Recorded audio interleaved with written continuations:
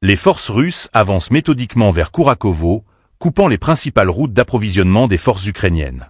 À chaque mètre gagné, l'étau se resserre autour de cette région stratégique.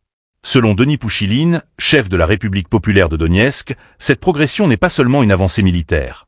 Elle vise à neutraliser toute capacité offensive ukrainienne sur Donetsk, en particulier sur le district de Petrovski, une zone exposée aux frappes ukrainiennes. Si cet objectif est atteint, les attaques ukrainiennes risquent de perdre en intensité, privant ainsi l'armée de Kiev d'une position clé pour frapper Donetsk. Abonnez-vous et partagez cette vidéo pour suivre l'évolution de la situation. Les soldats russes, selon Pouchiline, agissent avec une cohérence et une précision redoutables. Ce n'est pas uniquement un combat de terrain. L'ennemi est progressivement privé de ses ressources logistiques, rendant toute contre-offensive de plus en plus difficile. Les forces armées russes ont d'ailleurs hissé leur drapeau à Makharovka, un signal fort de leur avancée en territoire ukrainien.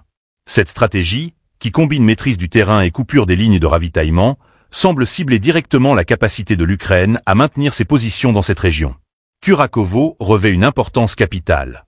C'est là que s'articule une partie de la logistique militaire ukrainienne pour ses opérations dans la zone de Donetsk.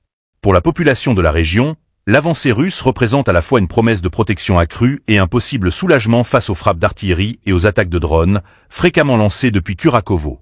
Ces attaques, outre leur impact militaire, continuent de mettre en danger les civils, ajoutant une dimension humaine poignante à ce conflit déjà complexe.